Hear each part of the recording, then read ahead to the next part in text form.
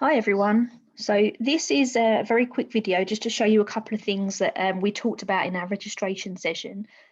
There's three things really I want to show you roughly. If there's anything else that you want me to show you, then just send me a message and I can do that. So I'm going to share my screen with you so that you can see everything that I can see.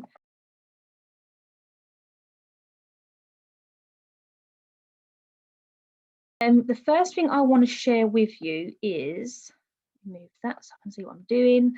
Right, one of the first things we talked about was the use of submitting an assignment in a Google Classroom. So this has been really difficult for me to create because in all of my Google Classrooms, I'm a teacher, so I can't see the same buttons that you guys can.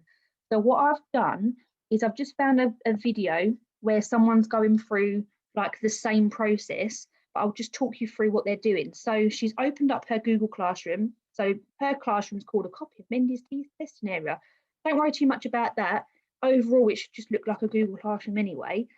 So she's gone into the stream. Sometimes you'll find the assignment there just like she's highlighting. You can either open it on that link or go up to classwork like she's done. Open up the assignment that you want to submit and then go into view assignment. So there's a couple of different things here that are really important. It's really important to take a note of the deadline date because there's actually a couple of features associated with that which are really, really clever. But what she's going to show you is that you can either ask some questions to the whole class in the class comments section where everyone can see the question or the comments, or if you just want the teacher to address anything, you can send them a private comment instead. The thing that is really important though is this section on the right about your work. Don't worry too much about originality reports, that's about plagiarism. Some teachers haven't operated that. But there's a couple of ways to add documents. You can either use your Google Drive, a link to the internet, or a file from your computer. But either way is really, really clever. So what she's going to do is, because the teacher had already given them a template, that's the template that she's working on. So she's just clicking into that. So as you can see, she's got like this random document that she can keep working on. So blah, blah, blah, blah. She's going to keep typing, lovely jubbly. Because it's a Google Doc, it just automatically saves. So she comes out of it and she's ready to submit the work. So she just presses the blue button that says turn in. I'm hoping that these are the same buttons that you guys have got. You should say turn in or submit. Yeah, so she's just going through the originality report, just runs to check whether you've plagiarised anything off of the internet. So a word to the wise, try not to do that. But when she starts to turn it in, she's going to press that blue button and it automatically gives the responsibility of that document now to the teacher, which I think is really clever. But if you've submitted it before the due date, you can actually unsubmit it and you can keep working on the document. So say you forgot to add something or, oh no, I did something wrong. You can unsubmit the document and keep working on it, which is really, really clever. However, if it's past the deadline date, you can only submit it once and that's it, it goes straight to the teacher. So I thought that was a really interesting feature with regards to handing in assignments on Google Docs. So I'm going to stop that one there a minute. I'm going to show you guys, trying to think of a class. Let me open up my Monday Cultural Studies class. So as you can see, I've done an assignment. It's the Butterflies project.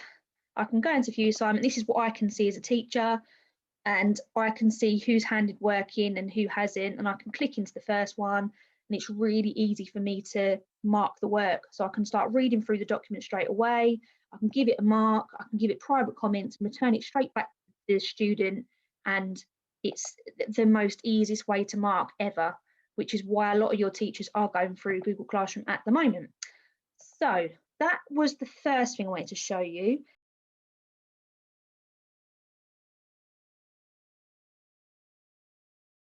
The second thing was, hang on a minute, your Google Meet. So when you go into a classroom, the Meet link is right there. That is all you need. Most teachers will have it set so that you can't actually access that until the teacher's already in it. So sometimes it might say, oh, it's not working, or it's not right yet, but that's just because the teacher needs to be in the Google Meet first to kind of be there to accept you guys in.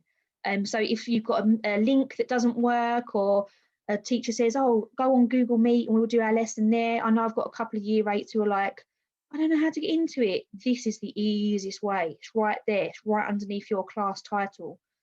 So that was the second thing I wanted to show you.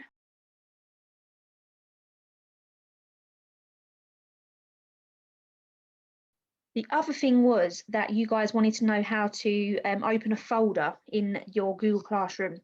So this is how I would do it, and I think it's the same. You should see the same process when you open it. So if you was to open up AH1, for example, and I wanted you guys to all have a class folder, you go into classwork, and then you go into class drive folder, and it should take you into your own Google Drive, with which you can create your own folder from there. So you could just say folder, I could say Mrs. Morris, so that if you've got work that you want your teacher to see in that Google Classroom, that's where you can save that work, or you can save it in duplicate places, so in your own folder and that folder as well.